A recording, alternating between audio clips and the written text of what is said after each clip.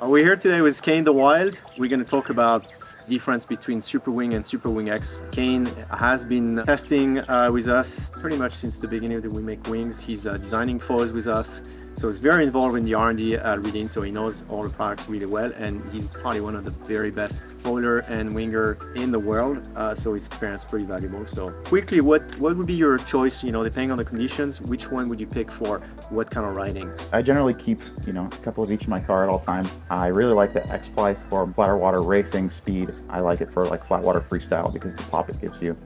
And like harness riding, does a really special thing on the harness where you can pretty much let go with both hands if it's set up right, and because it's so stable, it'll keep you going.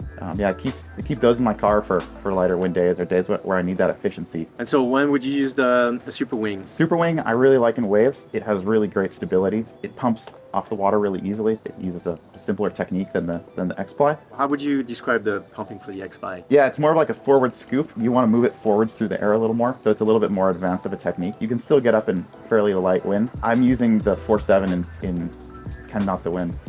It gets up, yeah, pretty easy. You were talking earlier about jumping. Mm-hmm. How would you describe the two ways the two wings are jumping?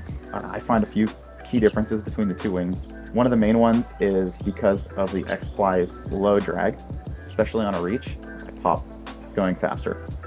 So that leads me to a higher pop and a farther projection in the jump. I like the way it releases into like a 360. For the normal canopy, I tend to ride a little bit smaller size, but I like the hang time it gives you. There's more elasticity in the material, so yeah. You can have more of that hard layer drop and lift. Yeah, you get more of a parachute on the way down, and a lower pop. How about wind range of the wings? I find the normal canopy generally has, for freestyle, I ride it in a little bit lighter wind. It's just a little bit gruntier shape, and it works better underpowered.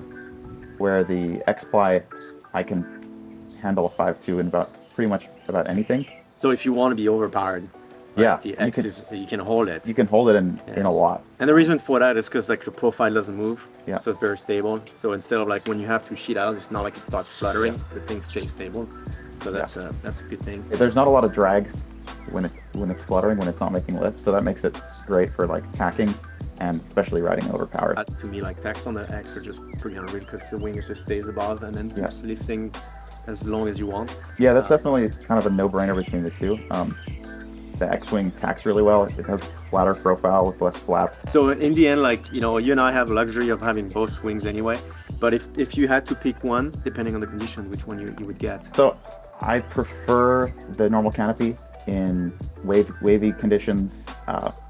Freestyle with ramps, anytime you're flagging off the front handle a lot, it's really great. I like the X-Ply for light wind riding, harness riding, racing where you're doing a lot of tacks and jibes, and big jump. Overpowered riding. So yeah, I hope it gives you a better idea of the difference between SuperWing and SuperWing X. And the best thing is to get in touch with one of our retailers and get to try one so you can see for yourself. See you next time.